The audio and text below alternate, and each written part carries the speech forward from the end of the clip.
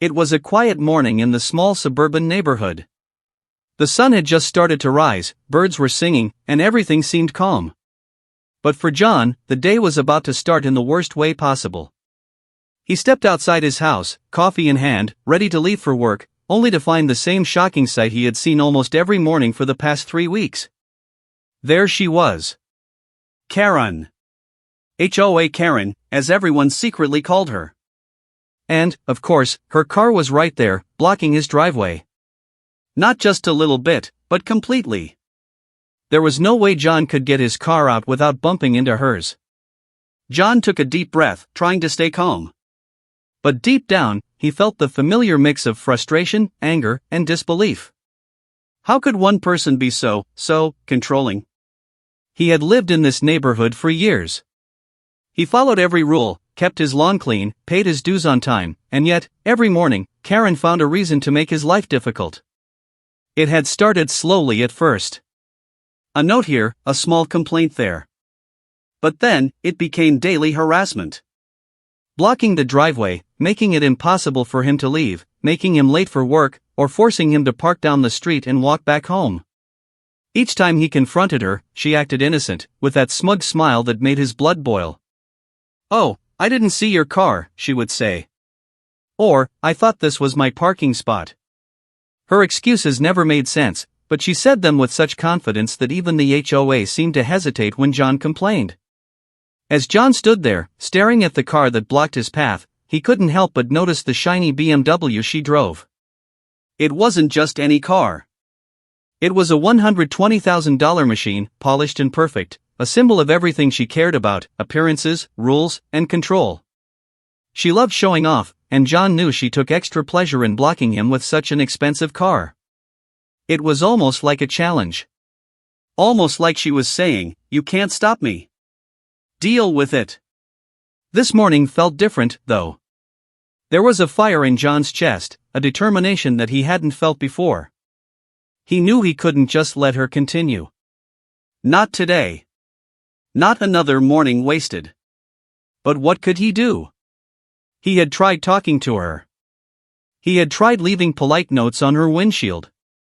He had called the HOA, hoping they would take action. But nothing worked. Karen was untouchable, or at least, that's how it felt. John's mind raced. He thought about all the mornings he had to wait, sometimes 15, 20, even 30 minutes, while Karen finished her coffee, chatted with her neighbors, or just sat in her car scrolling on her phone. He thought about the time he almost missed an important meeting because he couldn't get his car out, and the delivery driver who got stuck behind her. He thought about the neighbors who had quietly complained to him, but who were too afraid of her to do anything. And then it hit him. Maybe it wasn't about reasoning with her anymore. Maybe it wasn't about notes, emails, or phone calls. Maybe it was about taking action. Not aggressive action, but smart action.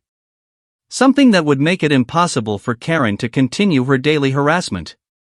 Something permanent. Something that would finally make the driveway his again. But before he could decide what to do, Karen stepped out of her car. She smiled at him, that same smug smile, and waved as if she had done nothing wrong. "Good morning, John," she chirped. Her voice was sweet, almost innocent, but John could feel the venom behind it. She knew exactly what she was doing. Every morning, this had become a ritual, her blocking him fuming silently, and then her smiling as if nothing happened. John forced a smile back, trying not to lose his temper. "Morning, Karen," he said, his voice calm, but inside, he was boiling. He watched as she walked toward her front door, glancing back at him like a cat that had just knocked over a vase and was pretending it didn't matter. As soon as she disappeared inside, John turned back to his driveway. He knew something had to change. He couldn't keep living like this. And that's when the idea came to him. He wasn't sure if it would work, and he knew it would probably surprise everyone, including Karen. But it was a plan.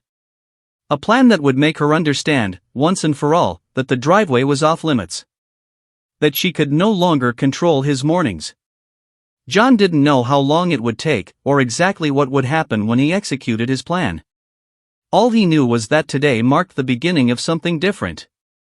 Today, the game was about to change. He stepped back inside, closed the door, and began gathering the materials he would need. Tools, metal, bolts, plans, everything he could think of. He moved quietly, but his mind was loud with anticipation. He imagined Karen's face the first time she saw what he had done.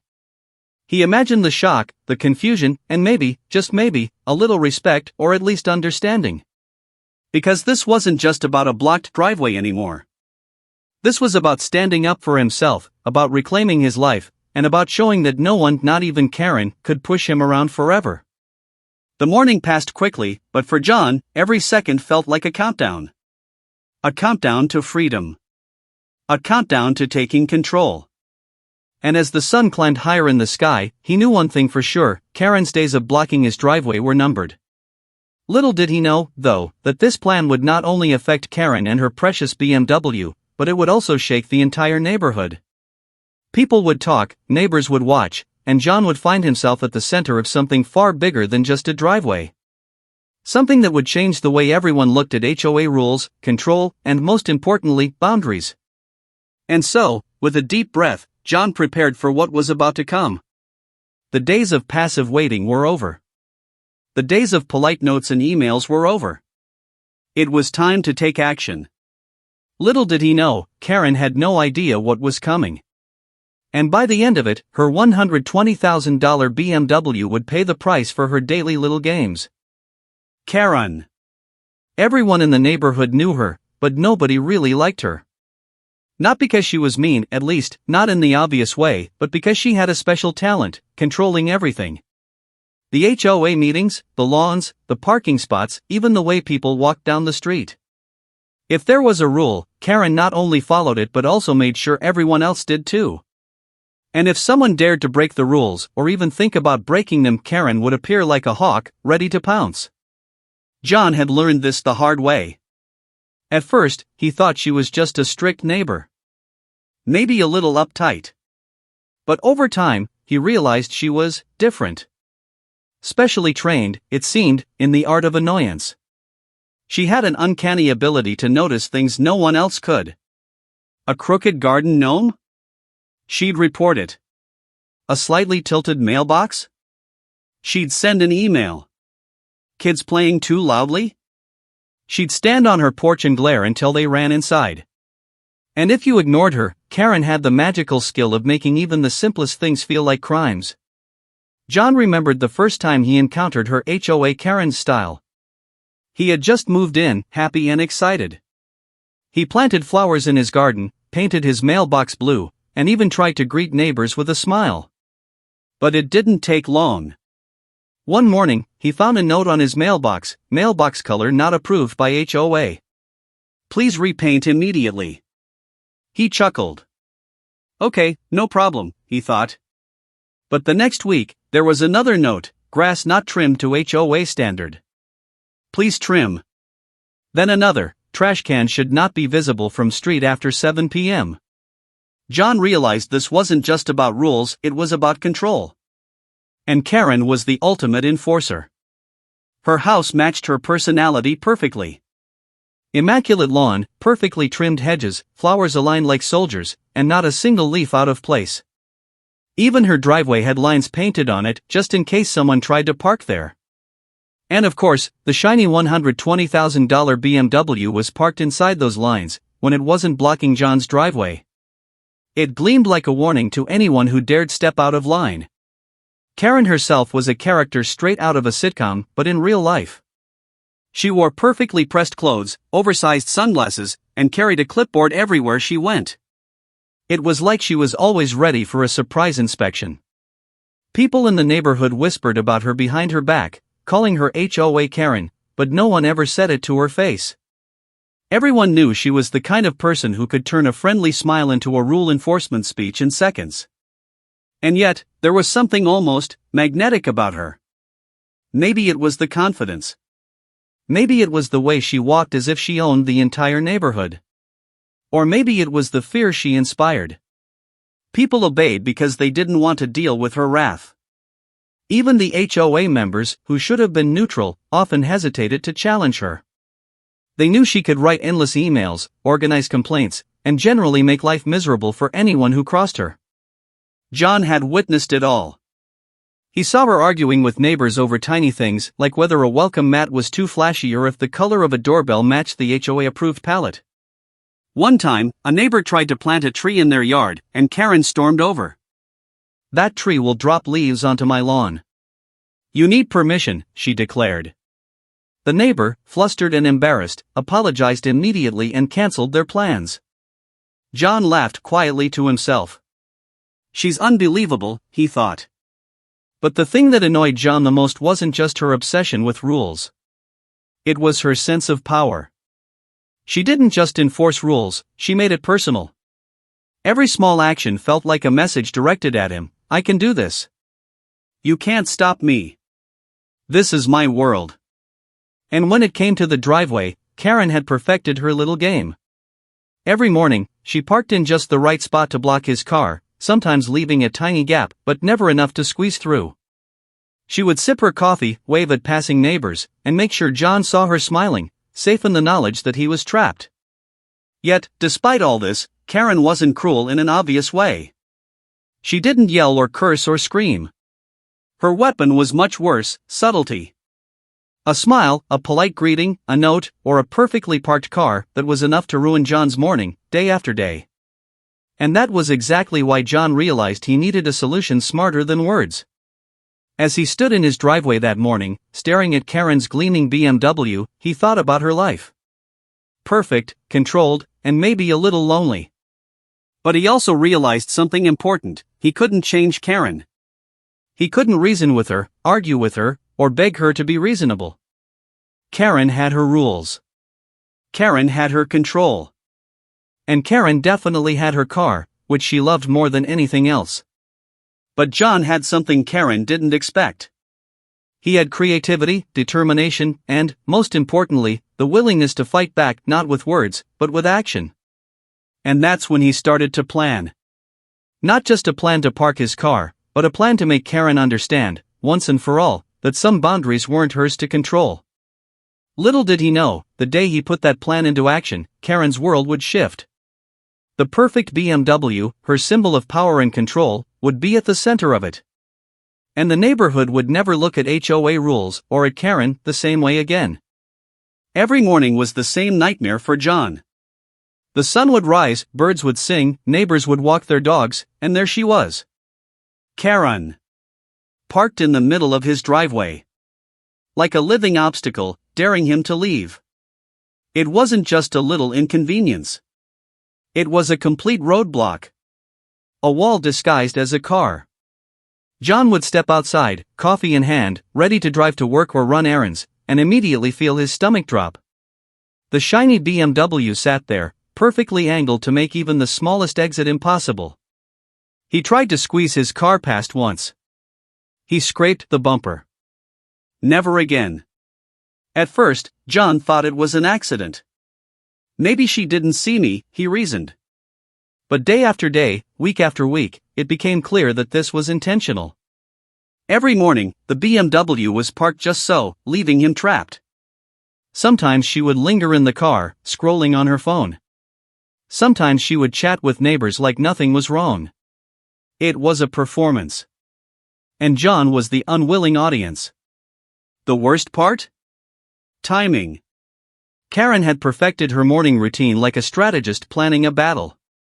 She knew exactly when John would leave. She knew when the delivery trucks arrived. She knew when the kids left for school. And she timed her parking to create maximum frustration. On some days, he had to wait 15 minutes. On others, almost an hour. He even once missed an important meeting because he couldn't get out. John wasn't the only victim.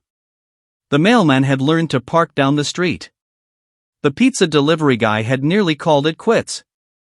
Neighbors whispered about Karen's daily game, but they were too afraid to confront her. Everyone in the neighborhood had seen her blocking tactics in action, and everyone had chosen to stay out of it.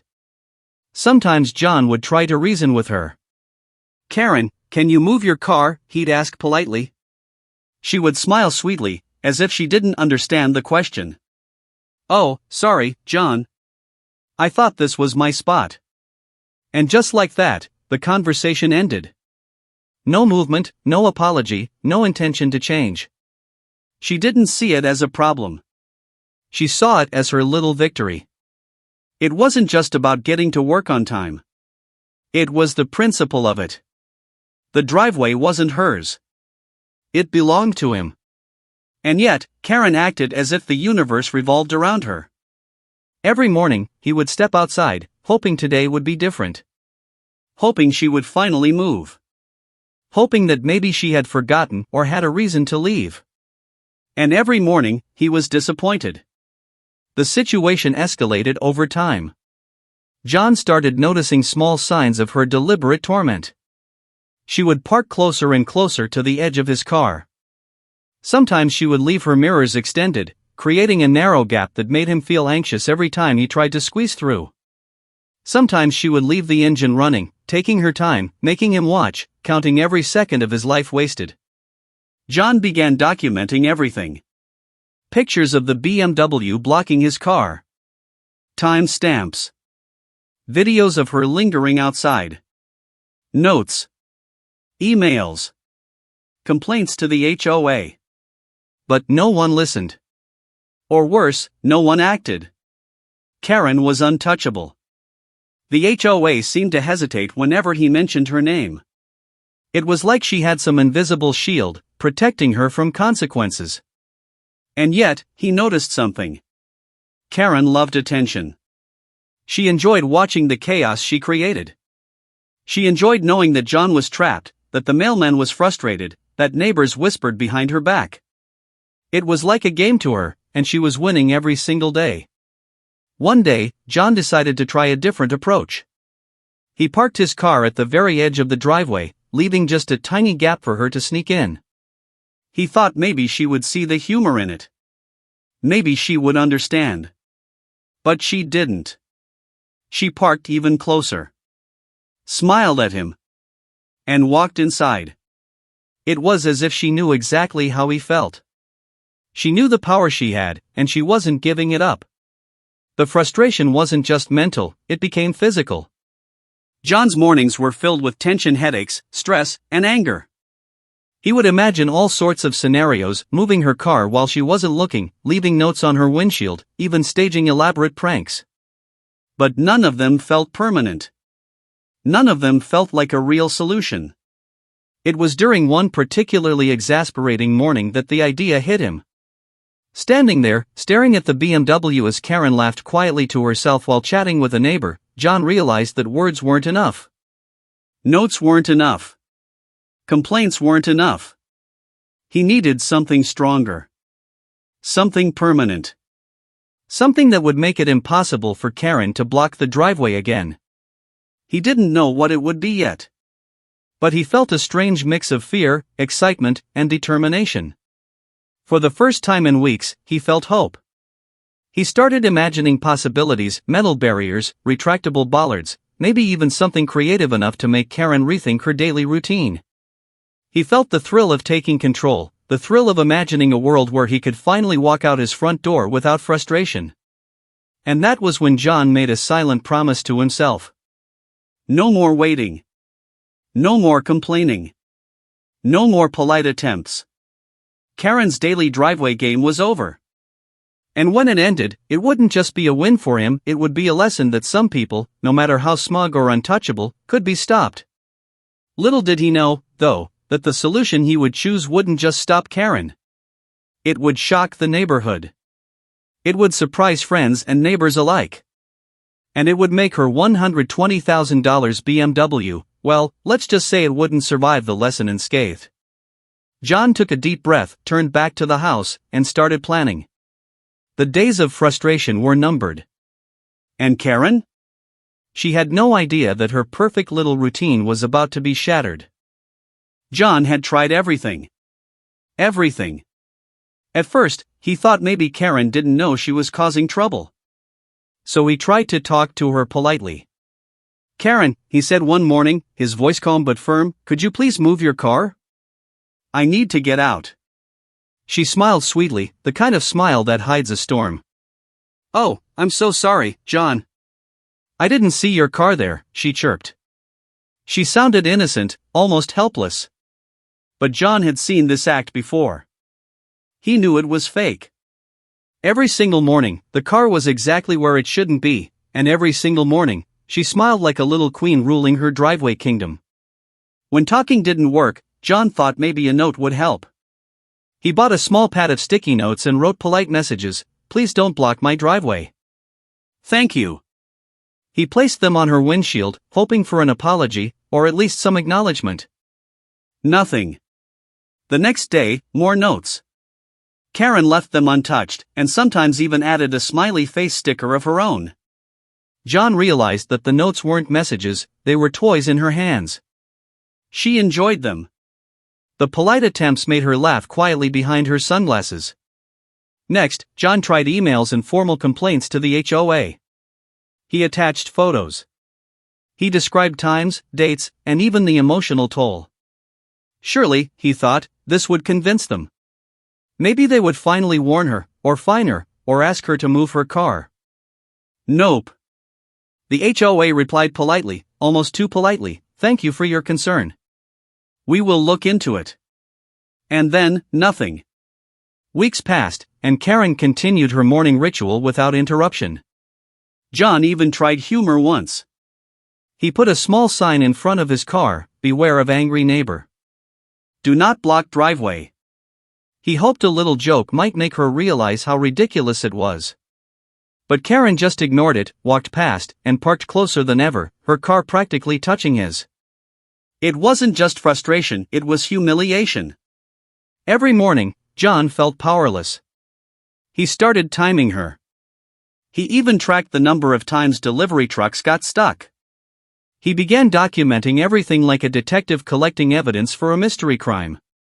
But no matter how much proof he collected, Karen continued her driveway domination, untouched and unbothered. Even neighbors tried to help, in small ways. One suggested a warning cone. Another recommended calling the police for a trespassing issue. John tried all of it. Cones moved, calls made, even polite conversations with Karen's friends. Nothing worked. One day, in desperation, John tried direct confrontation. He stood in front of her car as she returned from the grocery store. "Karen," he said firmly, "this has to stop. You're blocking my driveway every day." Karen blinked, tilted her head, and said, with perfect innocence, "Oh John, I didn't even notice. I'm sorry if I inconvenienced you." That phrase, "I didn't even notice," felt like a slap to his face. It wasn't an apology. It was a performance. A tactic. She wasn't going to stop. She had learned, long ago, that John would try to be polite, and politeness wouldn't move her. John's frustration reached a boiling point. He started imagining absurd solutions. He thought about hiring a clown to block her car. He considered putting a fake rock in the driveway. He even imagined leaving a giant inflatable barrier that would pop her tires. Each idea was more ridiculous than the last, but at the same time, tempting. But deep down, he knew he needed something real, something permanent. Something that wouldn't just annoy her, but force her to stop. No polite notes. No emails. No humor. Nothing Karen did could stop him from taking control of his driveway. The turning point came one morning when he saw her smirk as a delivery truck struggled to turn around in the street.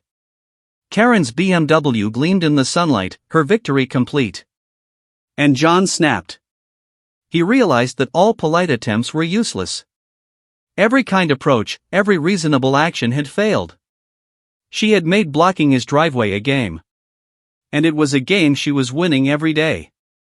That day, John sat in his car, staring at the shiny BMW, and made a decision.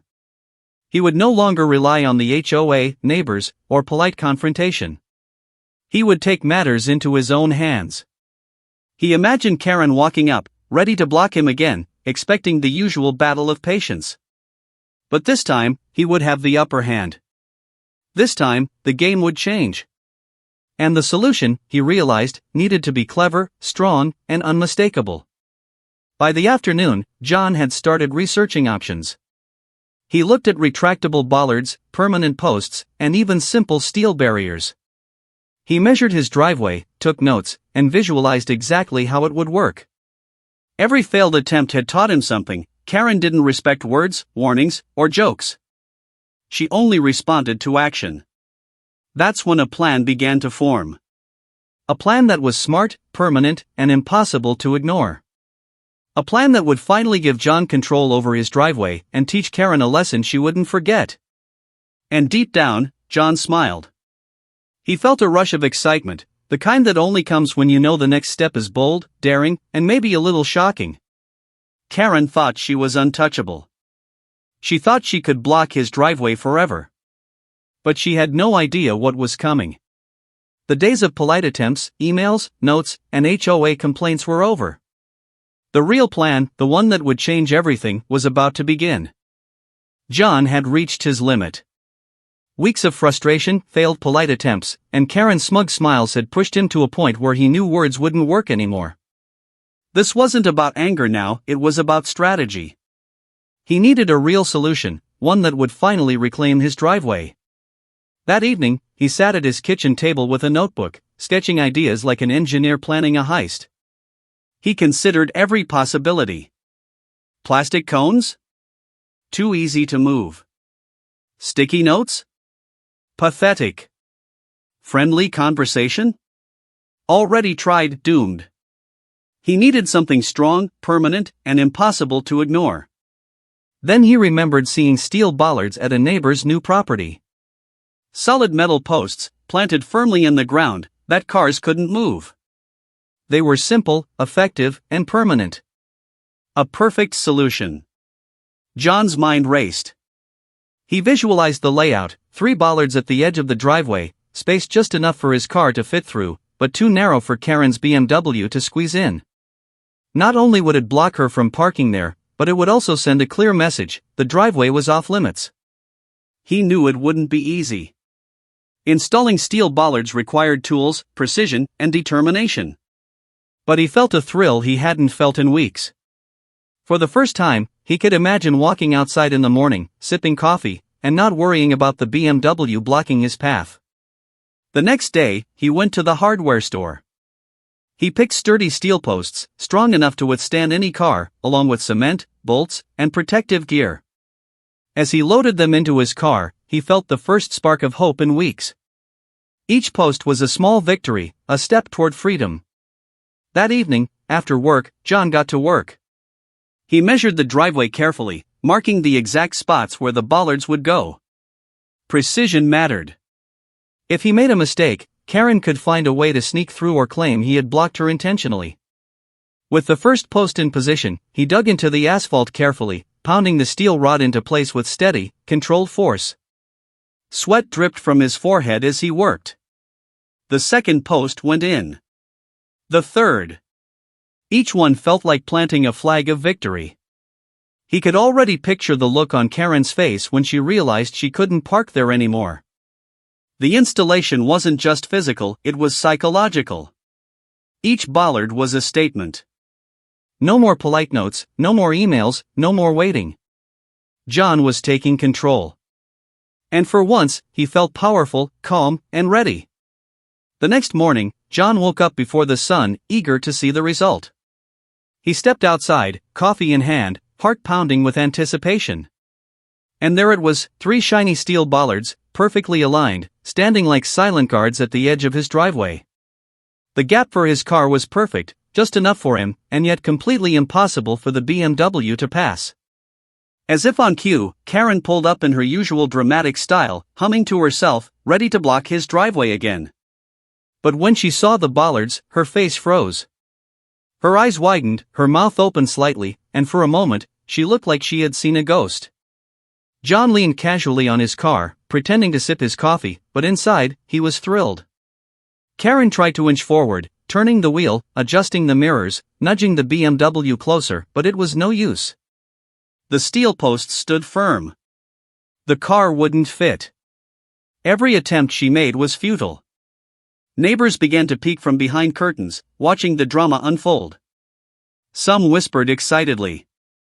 Some took out their phones to record the moment. Karen's usual smugness was gone. She stomped out of the car, inspecting the bollards, tapping them lightly with her fingers, as if she could convince them to move. "No way," she muttered. Her voice, normally sweet and confident, now trembled slightly. She glanced at John, who simply smiled, the calm of victory in his eyes. For the first time in weeks, John felt relief. Not just relief, but satisfaction. The daily torture was over. The driveway was his. The BMW, expensive and untouchable in her eyes, was powerless against the steel posts. But John also knew this was only the beginning. Karen wasn't someone who would quietly accept defeat. She was smart, resourceful, and obsessed with control. He could already imagine the calls to the HOA, the angry emails, maybe even the complaints about unapproved modifications. But he didn't care. The driveway was his now, and the rules of polite society could wait. As Karen stormed back to her house, muttering under her breath, John sipped his coffee and watched the sunrise. The neighborhood seemed quieter, almost respectful, as if even the birds understood the new order of things. He knew there would be stories about this morning, neighbors talking, whispers about the BMW, and questions about how John had managed it. But for now, it didn't matter. He had done what needed to be done. Little did he know, though, that Karen's reaction would go beyond mere anger. The BMW, her prized possession, would soon face consequences she never expected. And the neighborhood would watch, stunned, as the drama unfolded in ways that no one, including John, could fully predict. The bollards were in place. The driveway was secure. And the next chapter of this suburban battle was about to begin. The morning sun spilled over the quiet suburban street, but peace was far from the scene at John's driveway. Karen, usually the ruler of her little kingdom, was about to discover that her daily game of driveway domination had a new, immovable opponent, the steel bollards. She arrived in her usual fashion, engine purring, sunglasses on, a smug smile in place. She didn't expect resistance today. The driveway had always yielded to her whims. But as she pulled up, her smile faltered. There they were, 3 steel bollards, standing firm like sentinels guarding John's territory. Karen's eyes widened. She turned the wheel slightly, nudged the BMW forward, then back, but the car simply would not fit. The tires scraped lightly against the bollards. Her face shifted from confusion to disbelief, then to panic. Her $120,000 BMW, the crown jewel of her carefully curated life, was now powerless against 3 simple posts of steel. John stood on the porch, sipping his coffee, trying to keep calm, though inside he felt a rush of satisfaction. He watched her maneuver the car like a chess player, but it was clear, she had met her match. The bollards weren't just physical barriers, they were statements of authority, final and undeniable. Karen got out of the car and inspected the space, her heels clicking against the driveway like a ticking clock. She tapped each bollard with her perfectly manicured fingers, as if the metal posts might magically move aside for her. They didn't. She tried to squeeze the car through again, gently this time, then with more force, but it was useless. The BMW couldn't pass. Neighbors peeked from behind curtains and over fences, whispering excitedly. Some were barely able to contain their amusement. Karen, always the queen of control, was now trapped in her own little humiliation. And she knew it. "John," she shouted finally, her voice a mix of anger and panic. "What did you do?" John leaned casually against his car, a faint smile on his face. "Morning, Karen." "Enjoying the view," he said calmly. "You can't do this," she yelled, pointing at the bollards. "This is illegal. I'm calling the HOA. I'm calling the city. You'll pay for this." John shrugged. "I checked the rules. This is my driveway. These are my property rights. Looks like the game's changed." Karen ran back to the BMW, fuming, trying once again to force it through. The tires scraped and groaned against the steel. For a brief, horrifying second, she realized just how fragile her precious car really was. The BMW had always symbolized her power, her control, her superiority in the neighborhood. And now it was at the mercy of 3 posts of steel.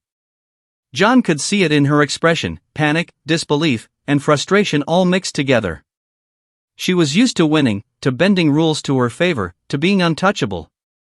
But today, she faced a wall she couldn't overcome. Literally. The street had begun to fill with curious neighbors. Phones were raised, recording the spectacle. Karen's screams and the metallic scrape of tires against the bollards created a drama that was impossible to ignore. For once, she wasn't in control. She was trapped, flustered, and powerless.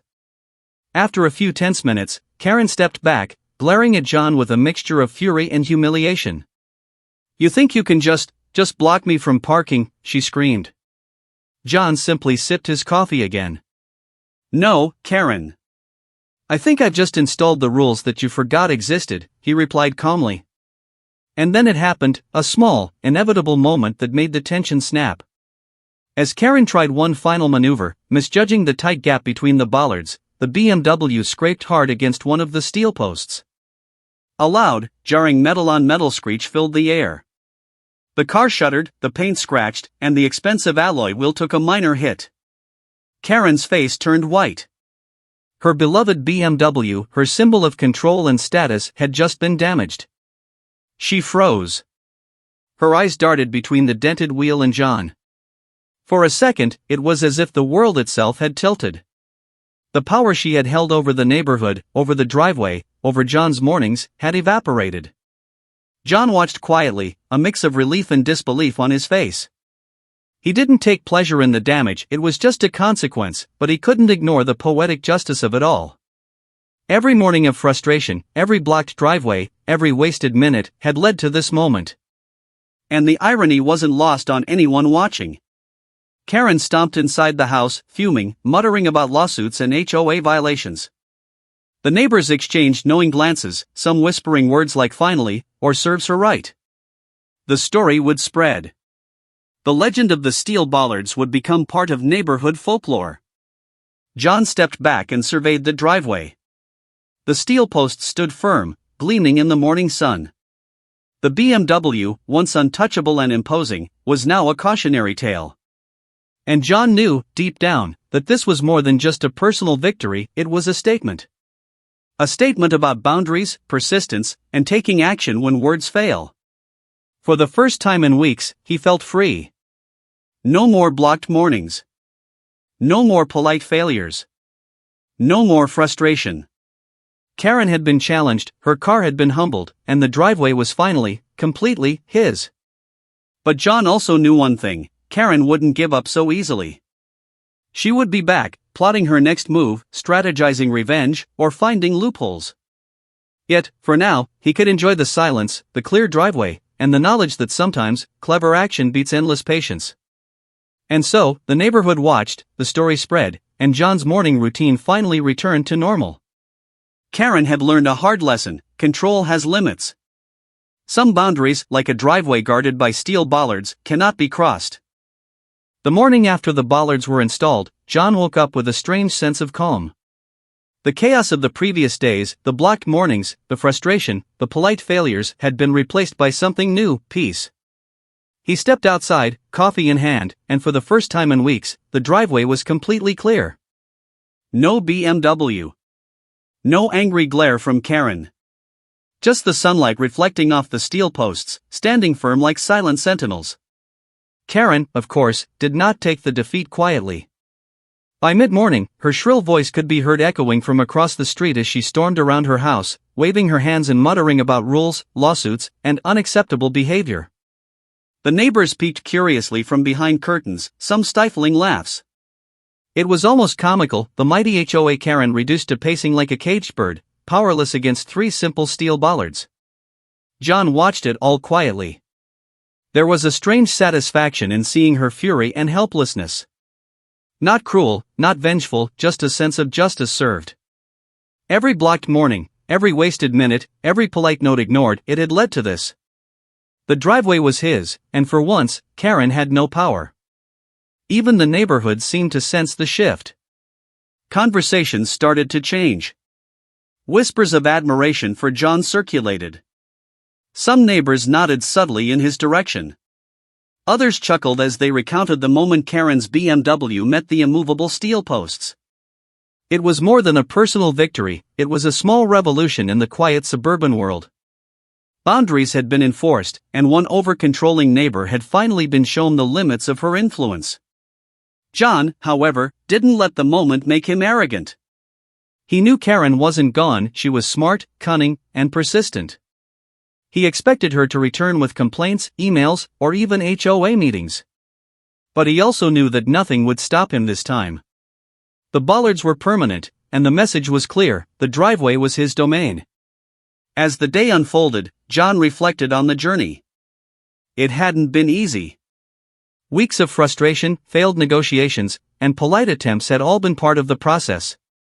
Each failure had taught him something, patience alone wasn't enough, politeness wasn't always effective, and sometimes, action had to speak louder than words. He even found humor in the situation. The thought of Karen, pacing and plotting, contrasted with the serene simplicity of the steel posts, made him chuckle. Life, he realized, sometimes had a way of balancing itself out.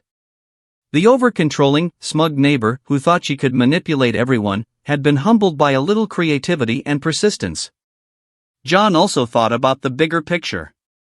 The neighborhood had seen something important that day, boundaries matter, and enforcing them doesn't have to be aggressive or destructive. It could be clever, permanent, and effective. It was a lesson not just for Karen, but for everyone watching. Sometimes, you need to stand up for yourself in ways that are smart and undeniable. By evening, things had settled. Karen had retreated indoors, probably plotting her next move, but John didn't feel threatened. He felt in control. The driveway was his. His mornings were his own again. And as he sipped his coffee, watching the sun dip below the horizon, he allowed himself a small smile. The steel bollards were more than just metal posts, they were symbols. Symbols of resilience, problem-solving, and the courage to act when patience fails. John knew that the story would be told for weeks in the neighborhood, whispered among neighbors, laughed over fences, and maybe even admired quietly. He didn't mind. For him, the result was what mattered. And then, almost as if on cue, a neighbor walked by and waved. "Nice work, John." "Finally, some peace," they said. John waved back, feeling a sense of quiet victory. For once, the morning routine was predictable, calm, and stress-free. The tension of the past weeks had melted away. John also realized something else: sometimes, justice doesn't come from authority, complaints, or rules. Sometimes, it comes from thinking creatively, acting decisively, and having the courage to reclaim what's yours. Karen had taught him that inaction only leads to frustration. Action, even bold action, can change everything. As night fell, John looked at the driveway one last time. The steel posts gleamed softly in the streetlights, standing firm, unmovable, undeniable. The battle was over for now. Karen had been shown that control has limits, boundaries exist, and sometimes, persistence paired with clever planning can rewrite the rules entirely.